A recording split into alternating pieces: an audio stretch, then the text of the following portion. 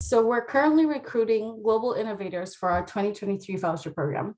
And we thought it would be a great opportunity to kind of showcase a few of our alumni from our community and kind of shed light on their experiences in the program. So with us today, we have Darius Quarles, who's founder and president of the board of Bro Capital.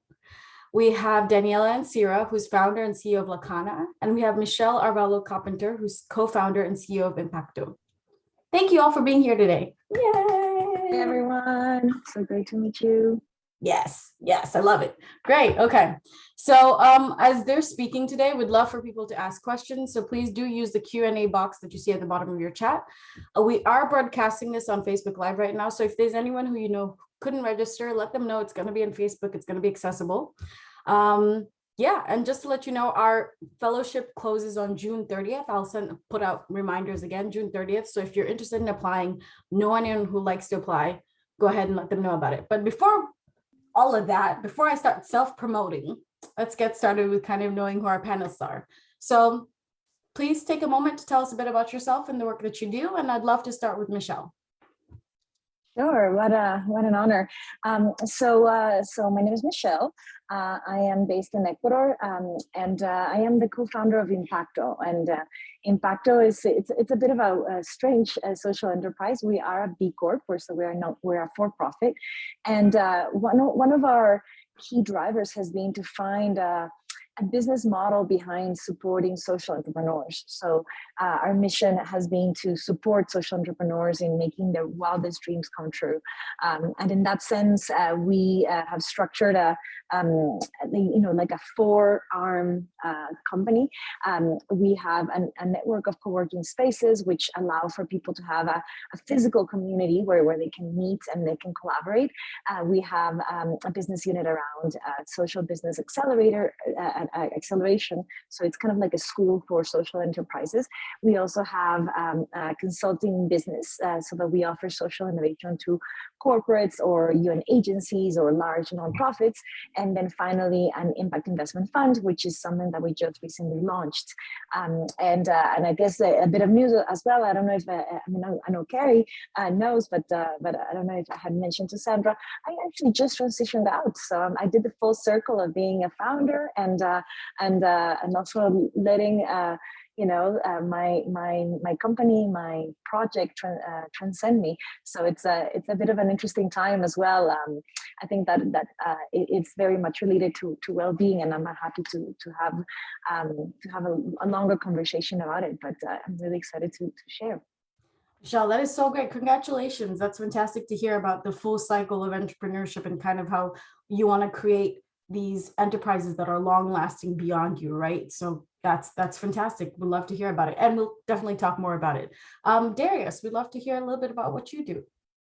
Wonderful. Darius Quarles, originally from the South Side of Chicago, currently living back on the South Side of Chicago after 10 years of traveling the world. I've been an entrepreneur for the past decade, and it's been such an amazing journey. My first job right out of college was employing myself, building something that was both impactful for my own life, impactful for the community, and that had the opportunity to generate return. So in that sense, for me, a triple bottom line.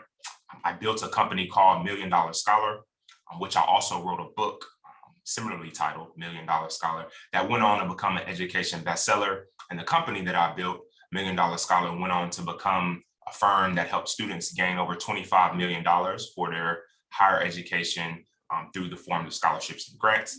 And it continues to create impact to this day, really helping students understand where the opportunities are in the world to help them really identify how to avoid debt for their higher education. Took that and went on to become the founder of 3 other companies. The one that I was awarded the Global Good Fund Fellowship for is Bro Capital. I've been working on this for the past 5 years, and similar to Michelle, I recently had the opportunity to transition out of the day-to-day operational capacity of CEO to president of the board. And it's been amazing to watch it grow from a 3-person team to a 19-person team and everything that comes with that, managing a board, building the operational capacity, et cetera. This is the first fintech platform for Black men across the country to pool their capital and co-invest and then manage that capital after it's deployed in the community. So thank you. Cool. Thank you, Darius, for letting us know what you do. It's a pleasure to see you again. Daniela, if you want to go ahead and just kind of talk about yourself, that'd be great. Of course. My name is Daniela Ancira. I am based in Mexico City. I am Mexican. I'm a human rights lawyer, and I am co-founder and CEO of La Cana. And La Cana is a social enterprise where we work with women in prison by bringing social reintegration programs inside the women's prisons. And what we do, we have a holistic reintegration model with 6 programs. One of them is training and employment. So we train women in prison in knitting, sewing, embroidery, carpentry, and screen printing. And we sell the products that they make. So they can have an income while serving a sentence inside prison. We also give mental health programs, mental health workshops, workshops in education, arts, culture, and sports. So people that are in our programs in prisons actually go to school, go to work, have art lessons, have math lessons, English. We have also a feminist book club. And what we want is to transform prisons into places of opportunity rather than places of punishment. We also do a lot of research and advocacy regarding Mexico's penitentiary system and women in the penitentiary system. We have a program that's called the Freedom Project, where we defend women that have been wrongly convicted.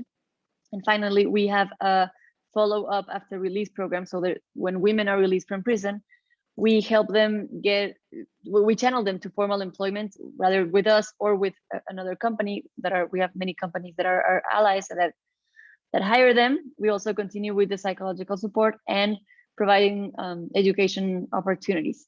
So that's a little bit what we do in La Cana. We have a hybrid model with a for-profit, which is the products that we sell that are handmade by women in prison.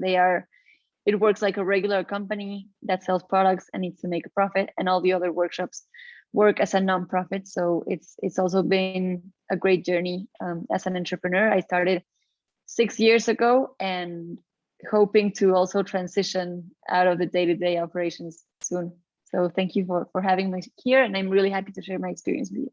Oh, cool. You guys just do a little bit of something, right? Just all of those things that you all listed are just a small smidge of a big picture. Obviously, I'm completely joking. You guys do a lot from the sound of it. So I kind of just want to launch into, why did you decide to apply to the fellowship? And Darius, I'd love to hear from you in particular, how the fellowship directly impacted you, your professional trajectory, and your enterprise. Certainly. So I decided to apply for the fellowship after about 8 years of watching it, right, from afar, being a fan of the model, being a fan of the founder of the Global Good Fund, and really just the ecosystem and the work of building sort of the knowledge around what social entrepreneurship is, this being an actual career path, something you can decide to dedicate your life to. I'm young, but even looking back a decade ago, it was still somewhat of a frontier. It's like, I still consider it like we're relatively on the frontier of like something new, folks understanding what it means to think about the world in a way where business has to be moving forward, an opportunity to create impact in the world, an opportunity to better this world, an opportunity to right certain injustices. There's still a conversation that we need to have around folks understanding that is the mandate of business, not so much sort of a sliver of businesses in the world doing that, or sort of the anomaly, but that needs to become the gold standard moving forward. So timing was very important for me. I waited 8 years essentially to apply, and I wanted to make sure that I was in position to take full advantage of whatever resources that would be available through this experience. And it really was that the timing was right. I was in a position personally to take full advantage of everything that will be offered to me as an entrepreneur. And that's what I would say my experience has been overall. It's been transformative for me. It was amazing to receive those resources at the exact time that I received them. I needed them at the time.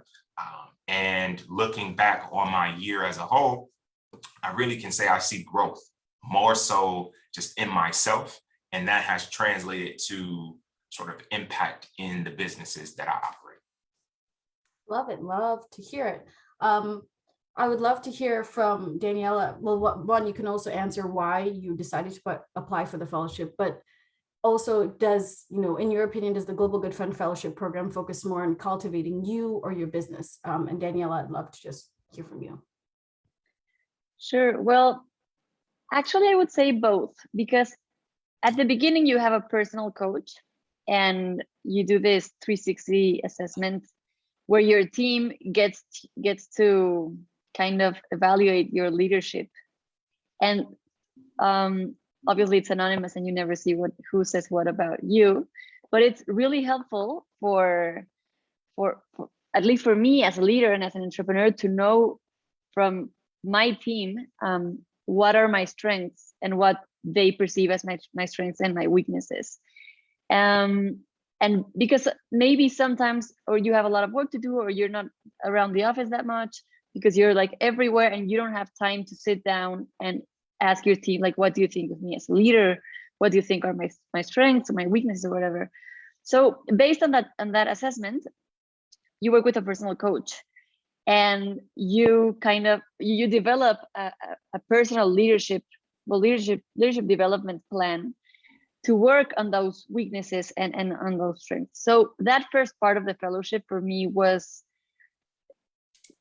I really appreciated like the GGF giving us this tool so we can work on based on what our team said or evaluated you, and to have a coach, which my coach was great, and have weekly calls with someone saying how you're doing with this, how are you working on this weakness. And it's, for me, what it gives you is a time, an hour a week or so, to sit down with your coach and really focus on your leadership. Because I think as an entrepreneurs and as CEOs, you really don't have time to do that. And when you have an hour a day, you don't, like, I watch a movie or I read a book, like I go out with friends, like I don't really give myself the time to say, how am I doing? What am I doing wrong? What can I do better? So that part, I really liked it. And then the second part of the business, where you work with a business mentor, for me, it was also really helpful because I realized I was really stuck in the day-to-day operations, that I wasn't looking at the big picture. And I remember my first session with my coach, my business mentor, and she asked, are you ever planning on selling your company? Because she had already sold, I think, 2 companies. And I never even asked myself that question. And I said, well, that would be interesting to explore. And then she said, okay, if you ever want to do that, you need to like broaden the vision and really start walking towards this way. And for me, that was like eye-opening to say, okay, I really need to look at the big picture and where we're going, but not where we're going like in sales or in like small goals, but really like what's the big picture and where do you want to take this like in 10 years? So I would say both. I don't have like I think I need to make my mind around that, I think, or not. But I would say it really helps both. And of course, the network that you meet. We just like recently came back from DC, which was an awesome trip. You meet a lot of people, a lot of colleagues, others also entrepreneurs, and it's for me it was really inspiring, and I would say definitely apply. Listen, the answer both is always I accept that as an answer within reason. No, thank you so much for sharing, Daniela.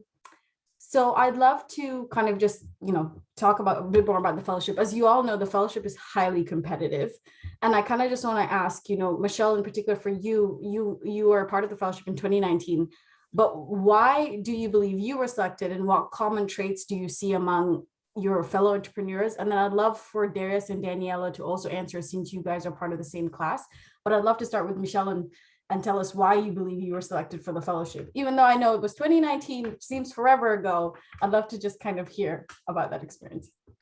Of course. I think that because this is a different type of fellowship, it's important to kind of have a brain switch around how you present your application, because so many of us are always looking for funding for our projects, for our companies. We always want to present the best face, right? And I think that that this fellowship is actually looking for a little bit more than that, and a little bit more than just the typical brochure that presents, oh, how shiny and perfect everything is. What it looks for is, for qualities in you as a leader that allow for understanding and admitting vulnerability, that allow for teachability, right? Coachability as well, right? So this fellowship is very heavy on telling you things that you might not want to hear, and they want to make sure that that if you're selected, that you will be open to learning about how to make yourself a better person. And I know it's a very difficult balance or trade-off to navigate, right? You of course want to show how amazing and how impactful your project is, and of course, present the best face forward there. But when you're talking about yourself, it's also important to present yourself as someone that is perfectible. I don't know if that's a word in English, but but in Spanish it makes sense. And someone who is really open to hearing feedback, and who wants to really improve him or herself. And I think that is probably the biggest difference between your standard copy paste, let's apply for this thing, and this fellowship. This is truly important. Thank you, Michelle. You're emphasizing things I have emphasized well within our application cycle. And it's like you read my brain. Darius, Danielle, anyone would like to pitch in? Love to kind of the same question, like, why do you think you were selected, and what common traits do you see among fellow entrepreneurs in the program? Well, I think I'm not sure why you selected me. I mean, of course, I have a lot of like a trajectory as a social entrepreneur, but I think that my business is not like a regular business because I work in prison. So maybe that like calls the attention of the, like, when I go to dinner parties or whatever, and people ask me, what do you do? And I'm like, I work in a prison.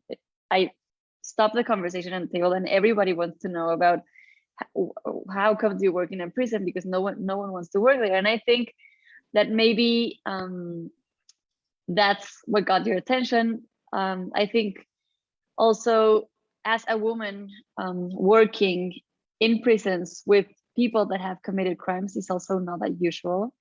And that is something that that trait, like that resilience, or that being brave enough to start your own company, and to start your own company in places where it's harder than starting a regular company with people, that it's harder because we see people working with all kinds of vulnerable populations. I'm talking only about working in prison. So maybe that resilience is something that I really saw in common among the other fellows, like working with minorities, working with people that are sometimes invisible to society. And that is a great, that is like a great trait that I see in common. Obviously, being super like active and intense and passionate. I saw a lot of passion among the fellows, and I would say those two, like resilience and passion among the other fellows. Beautiful. Darius. For myself, I was personally selected for the fellowship.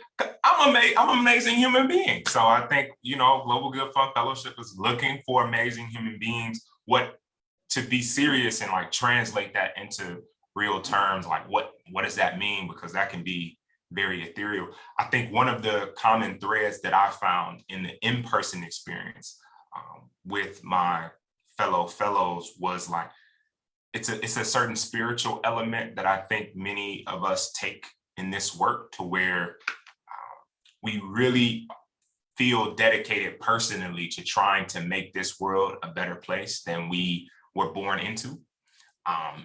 Legacy seems to be something that's extremely important to us. And so no matter where each and every one of us are in terms of our venture building process, no matter what sort of the wealth is of each and every one of us, or how much success that we've sort of experienced up until this point or will experience beyond it, I think it's that common thread of, in this work that I'm doing, whether I'm working on a nonprofit venture or a for-profit venture or some sort of hybrid model in between, I am personally dedicated to committing my life to serve in service of others. So it's sort of humanitarian sort of mindset, but that might not be the language that most folks would sort of use. But I sense that, and it was both inspirational, but also sort of a reflection. It's like, it's beautiful to see that in others, because it gives you an opportunity to understand it, like, okay, maybe that's what I am showing up as well. Love it. All of those are correct answers. I will not give up reasons as to why we selected you. You're all amazing human beings. Let's just go with everything you guys said. I'm in agreement. In that way, I kind of love to switch to talking about being in the program. And obviously, Darius and Daniela are class of 2021, so recent class, and Michelle is class of 2019. But I'd love to start with Michelle either way, and kind of just tell us, Michelle, what you think people who apply to the program, people who become fellows, can do to make the most out of their time in the program. And then I'd love to go back to Darius and Danielle and tell us, like, the same question, what you think fellows can do to make the most of the program. Oh, wow. I think that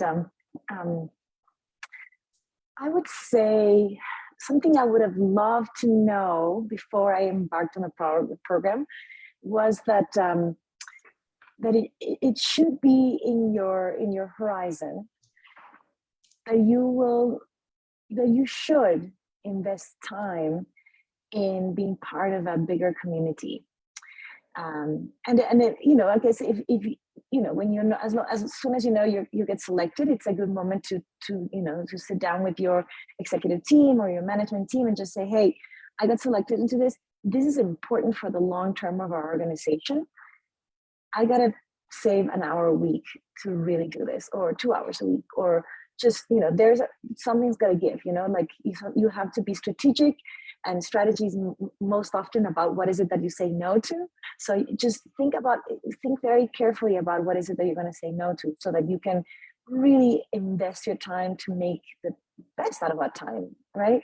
There will be calls, there will be opportunities, there will be people that you meet in the summit as a fellow that that you should probably follow up with. But if you finish the summit and fly right back and get back to business as normal, you may miss out on amazing opportunities that the fellowship offers. So that's probably my main piece of advice for anyone thinking about the fellowship. Yeah, I absolutely agree with Michelle. You really need to commit time to it, and really, like I was saying before, take the time to reflect on what you talk about with your coach, with your business mentor. If you decide to talk 1 hour a week with them, really commit to that hour a week and really do your best effort to connect with the GGF community. I don't know if it's going to be virtual or in person, or we'll see, because apparently we're still in this mess. But even though it's virtual, you really learn a lot from other fellows. And the best conversations that I had and the best ideas that I had were maybe during the trip to DC a couple of like a month ago, and really kind of take advantage of that. And so I would say commit time and really work with your coaches, the personal coach and the business mentor, but also really reach out to your colleagues and to other fellows, because they are amazing people and they have a lot of experience, and they probably struggled with the same problems that you are struggling now, and they have great advice. Love it. Community, make time. I'm hearing great things. Darius, would you like to add anything? No, I would only second what's been offered. Okay, cool. And so we just touched on one of the big highlights of the fellowship, which we're hoping to have, in person regularly, which is the summit. So we recently hosted our 2022 summit in Gala in May, and we had the privilege of having our 2021 class and our 2022 class. So for those who attended, i.e. Darius and Daniela, I'd love for you guys to give us just one highlight from either the summit or the gala. And yeah. For myself, a highlight was really connecting with my fellows. I think that in-person experience really reconfirmed for me how disrupting this pandemic has been in terms of sort of bringing us farther apart from those who we need to be in community with, those who we need to be communing with. And so as much as I found joy in the digital experience, and that was amazing, the reality is that the digital cannot replace that which occurs at that physical level, at that level of really connecting with someone, looking at them in the eyes and engaging and hearing them speak. And so just really having that opportunity, particularly after we had just went through sort of the same experience of coaching, the same experience of mentorship, and being able to sort of reflect back on all of those things and sort of share the different experiences that we had. Because although we sort of went through the same structure, that does not mean that we were having the same experience whatsoever. And so being able to just brain trust around that was the most amazing piece for myself. Love it, Daniela. Same for me. I would say getting to know in person other fellows. Also, I really like that we were the 2021 and the 2022 cohort in the same summit. So I would definitely agree with Darius. There's nothing like meeting people in person and having like those conversations that you don't have virtually. Connecting with other fellows. Also, I really loved meeting the GGF staff. I think that you're all inspiring. I love meeting Carrie and you, Sandra, in person, and Danielle and Manolo and everyone. And I think that when you're there and you see like the team, the cohort, the fellows, the donors, the investors, and everyone that you gathered together on the gala and on other events that we had during that week, you see like the true potential of what GGF can bring to you. Like if I'm looking for investors, if I'm looking for donors, if I'm looking for someone to give me an advice, I would definitely reach out to the Global Good Fund. And I knew that before, but like seeing it, like seeing the power and the passion and all that energy around how everyone in the rooms that we were loved social entrepreneurship and are really ready to help you and advise you was, for me, the highlight. Love it. Michelle, would you like to share for us? Obviously, you're one of the last class that had, I think, the in-person summit was the 2019 before we didn't have any for 2020. So would you like to kind of share for us as well the highlight of having that experience with your class during that time?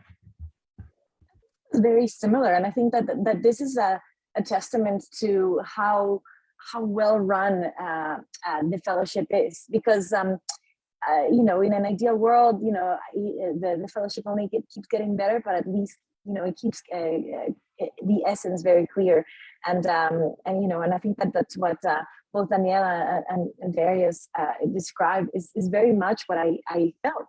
Pre-post pandemic, it was very much a matter of building a community with your fellows, with your fellow fellows, with your fellowship cohort, getting to meet other people that are going through similar struggles. I think that sometimes the job of the impact entrepreneur can be a very lonely one, and finding people that are kind of part of your of that cohort of self-improvement is super powerful. So I think that was my top highlight. I got to meet my mentor as well. We shared a table at the gala, and then we couldn't stop talking. We were just so excited to meet each other, and we remain very good friends. And I think that also that personal connection really matters. I think particularly, if when you're sitting out here in Ecuador, and and so many of the mentors are are US based. It means a lot to be able to connect in person. Love it. We have a couple of questions in the Q&A, and I'm just going to touch on them before I go to our next round of questions. Someone asked about if you're currently part of another fellowship, are you still eligible for the program? As Darius stated, it would depend on the kind of fellowship. We do ask for a lot from our fellows, as Darius and Danielle and Michelle have posed. Time commitment is a thing. So we rather prefer that you not be in another program during that time. However, depending on your application and depending on the individual that's applying, we encourage you to apply either way. We have some other questions. I'm just going to try and touch on them. Time commitment required in the fellowship. So we do, during the first kind of month, we do require you to have at least 5 to 6 sessions with your coach. So for Danielle, for example, that was weekly. For Darius, that might have been bi-weekly, as long as you completed the sessions and had your product at end. And then we have our summit that does require you to be in person in DC for at least 3 to 4 days. We have our in-person summit, which is a conference, and then we have our gala, and then we have your meetings with your mentor. So I'd say on average in like a month or week, an hour a week maybe, and then in a month, I would say we at least require 10 to 15 hours of your time, as long as you're putting in the time to develop your leadership development plan and you're on top of your meetings. Yeah, I will definitely answer a few more questions after. So I'm going to continue with our panelists, but I just wanted to give some information on the fellowship. Great. Okay. So Michelle, this is actually back to you.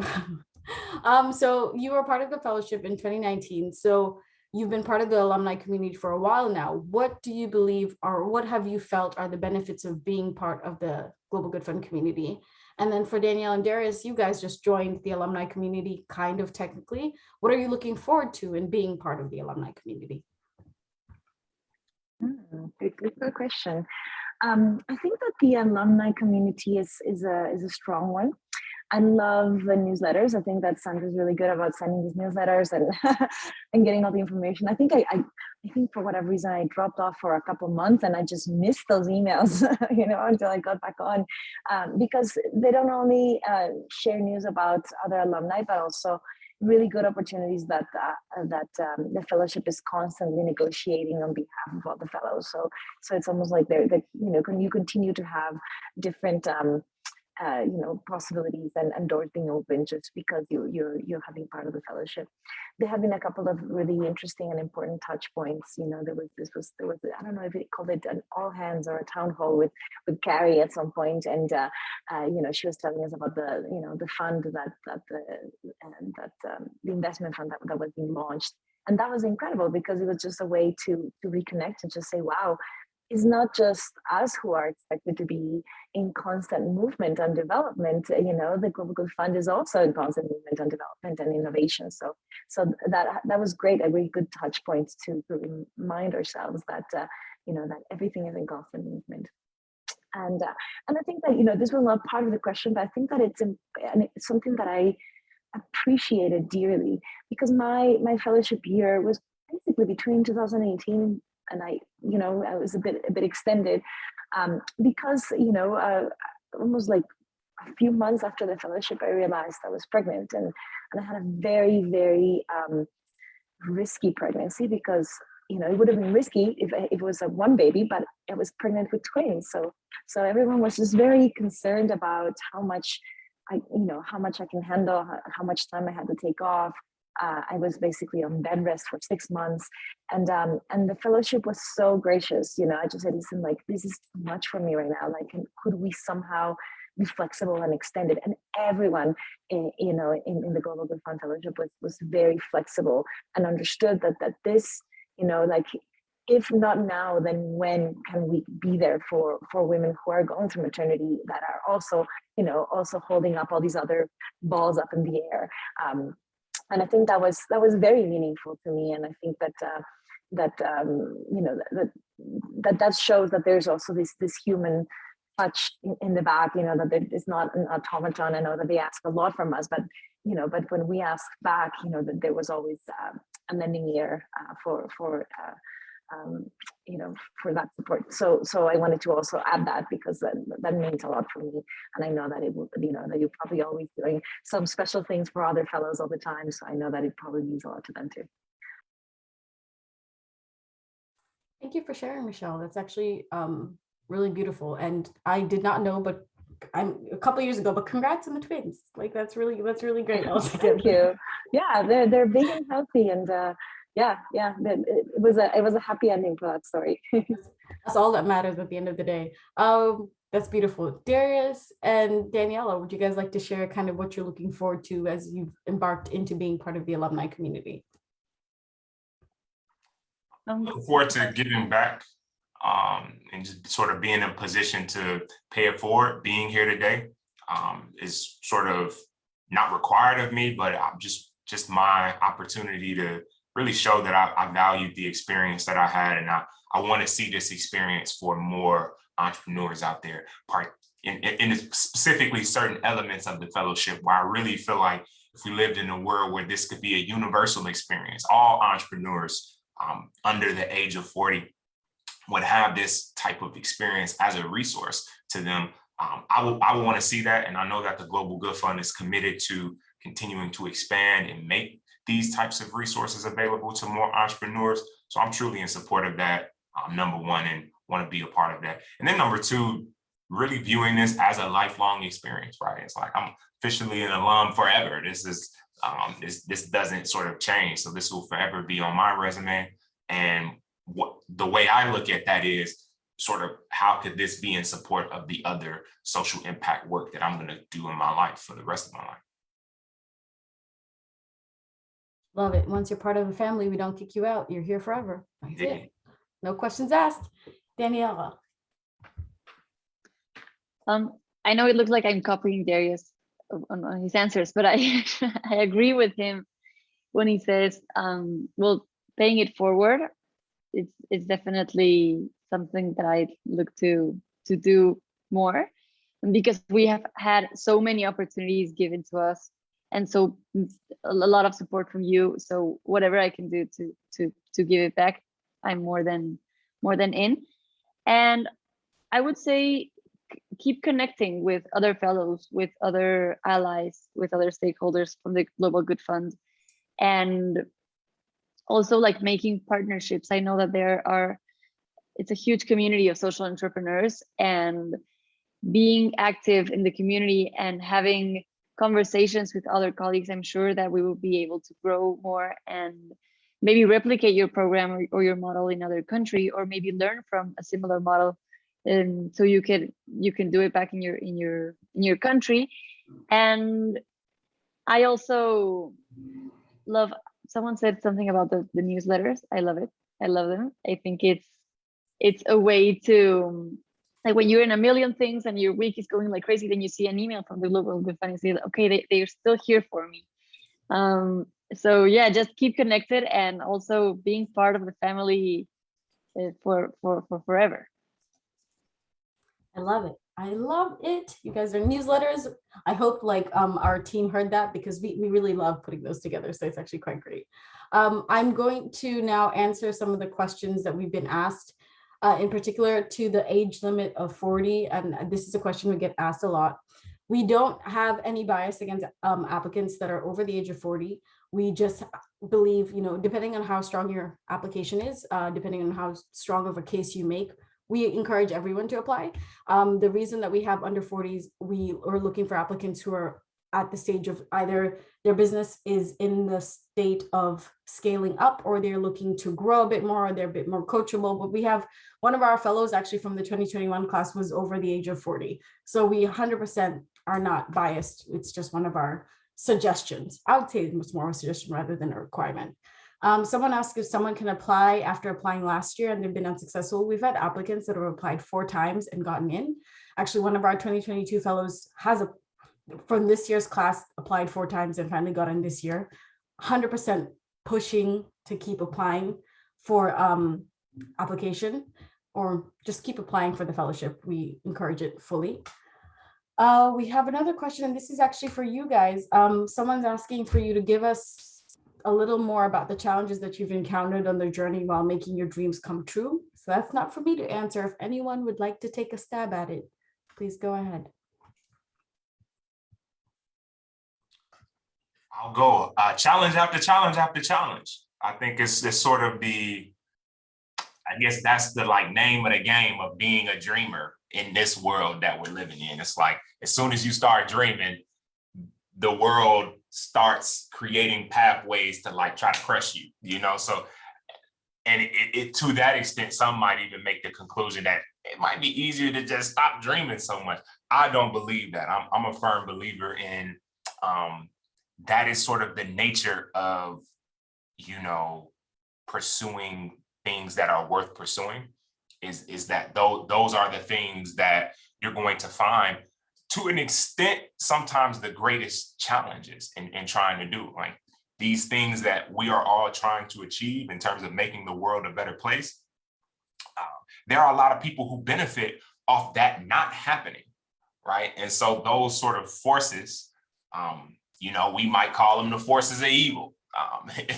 Those forces will show their face. They will rear their head, like in your journey, at least of what I found. And so I do think it's important to note that, you know, we all are facing the intersection of the various isms that exist across the world. And I know I'm an American entrepreneur, so I particularly am biased and speak towards some of the ills that we see in American society, but in a lot of ways, some of those are universal. Others are very specific to us, and we need to sort of put a mirror on ourselves. But racism has definitely come up within my own work. Ageism has definitely come up in the work. And there's two parts to the ageism, where there's the discrimination that comes from being older and attempting to do this type of work and sort of be validated in your work. But I've also personally seen it on the front end of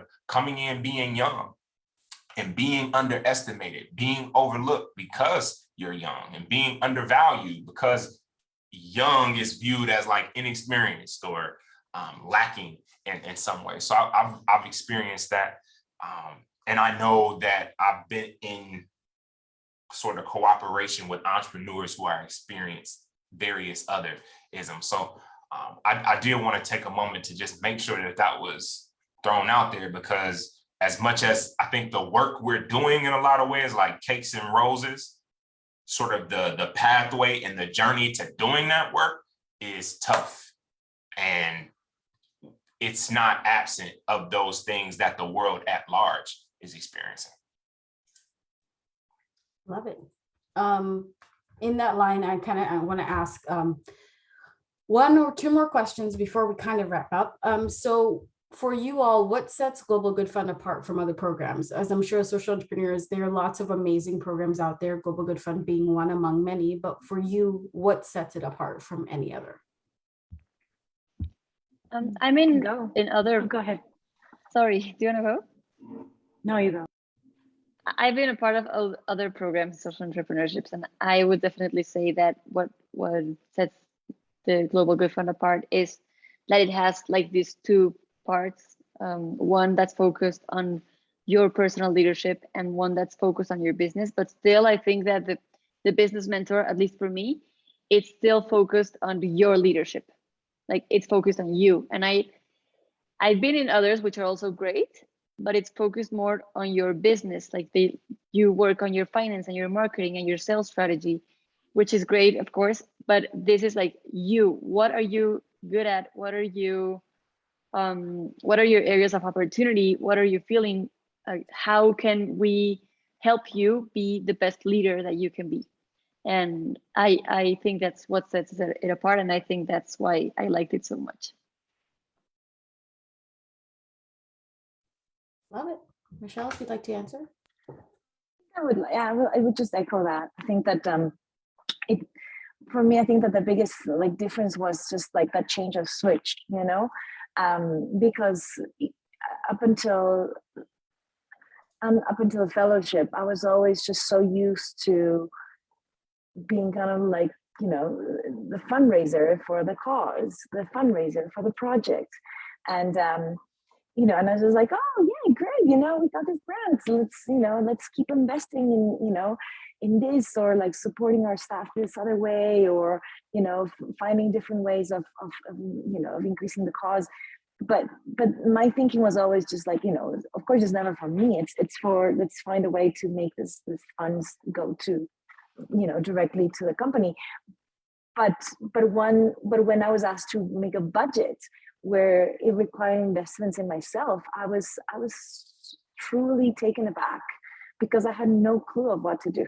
It was a mind switch, because I had never thought of investing in myself or investing time in my own self-improvement as something that was strategic and important in the mid to long term.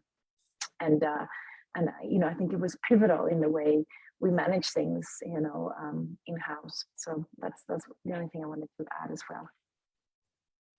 Okay, we do. That's very true, Michelle. We do force you to kind of focus on yourselves, which is hard for social entrepreneurs, as I've learned so far. Darius, would you like to add an answer? I second what was been said, but I would also add that I guess just adding another layer on sort of the foundation that was built there, just reiterating that, yes, it really is unique in this landscape of entrepreneurship. I don't necessarily know why, because to me, it doesn't make sense that this is the case. But that personal development piece is very much so highlighted. And I think that's just a very overlooked resource, right? I think it's a reason why so many entrepreneurs in the world are burning out. I think it's a reason why so many folks are sort of taken advantage of within leadership, or at least feel taken advantage of, right, in the work that they're doing, because it's like so little time and so little attention being paid that I'm a leader, but I'm a human being in doing this work. Like it's like I'm showing up as a servant, but it's like there are things that I need as well. There are things that sort of are important for me to be well in doing this work. And if that's dismissed or overlooked, how long can I do the work for? So I think the Global Good Fund focusing in on that, I think it's just setting an amazing example in doing that. And then number two, I think it is very important that this fellowship come with a set of funding. Although it might not be the amount of money that's going to sustain your work into forever, or it's not the type of money that will allow you to sort of fully pay your salary for a year in most countries. But I do think that it shows a respect of the time investment that entrepreneurs are going to put in. And I think that is sort of just an example of we want you to be compensated for what you're going to have to put into this to be successful. I think there are a lot of free resources out there in the world where they're expecting you to invest tremendous amounts of time.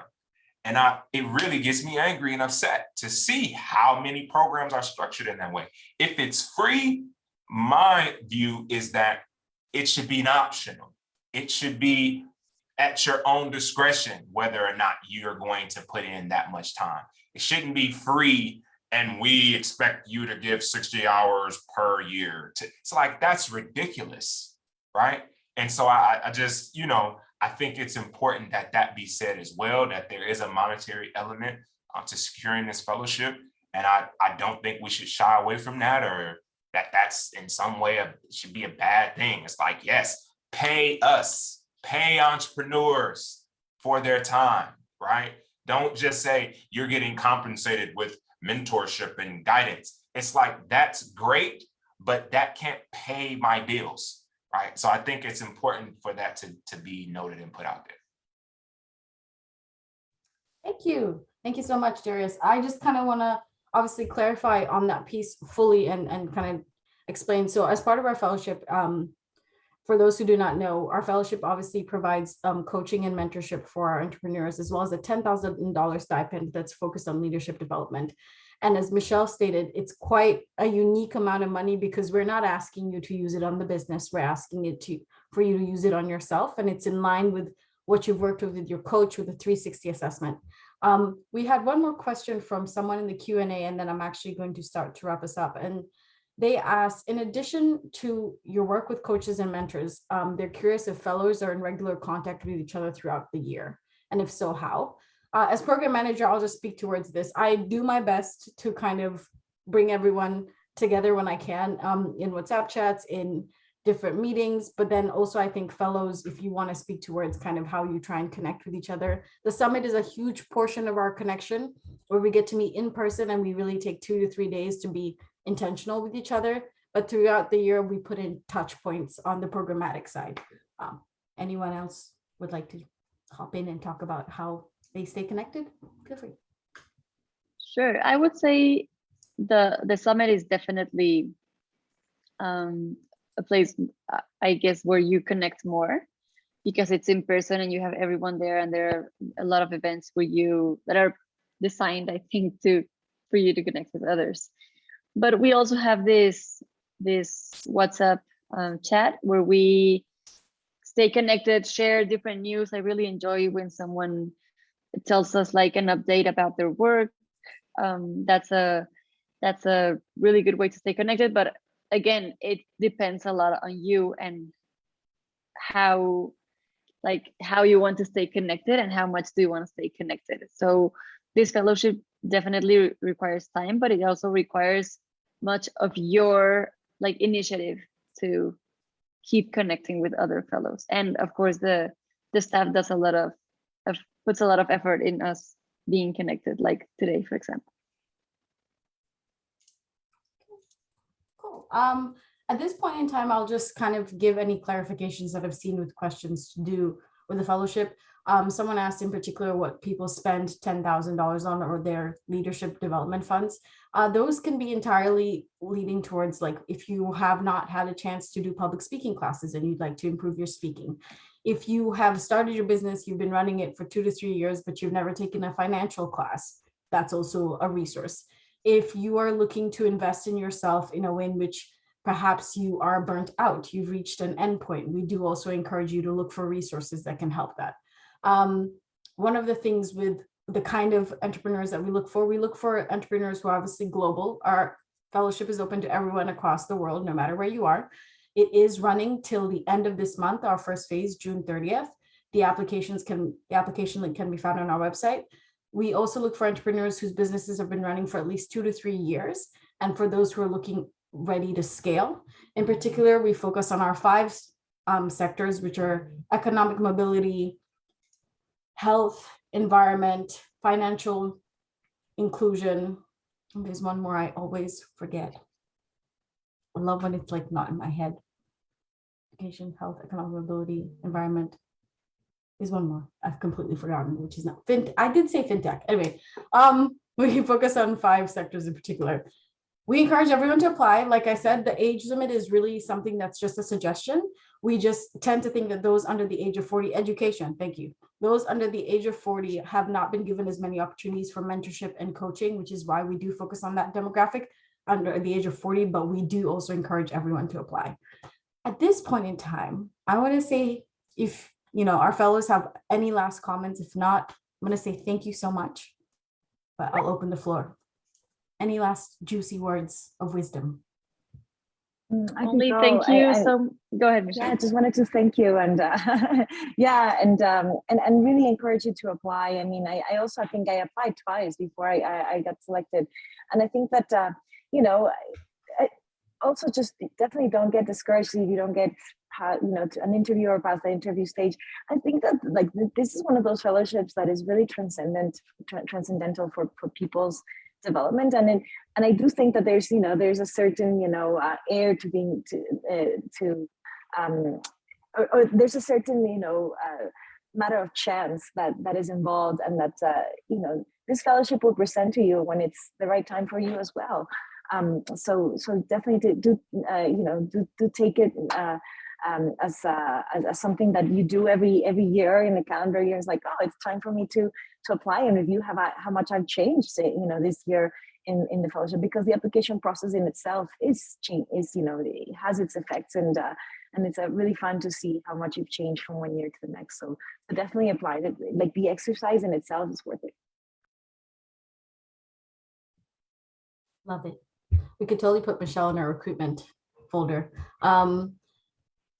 Sorry. Yes, we are open to other than our 5 areas. Those are just our 5 focus areas, but we encourage entrepreneurs who are focused on social impact in the large scale. So you can work within the artisanal space, the agricultural space, as long as it's focused on social impact, we do take in those applications. Okay. Thank you for spending your breakfast, your lunch, your dinner with us. We really appreciate it. Just a reminder once more that the applications for our 2023 fellowship close on June 30th, and we encourage you to apply. Thank you, Darius. Thank you, Daniela. Thank you, Michelle. You guys were a great group. This was just fantastic. I always have a good time. And yeah, it was fantastic having you guys on. Thank you. Thank you. All right. Thank you, everyone.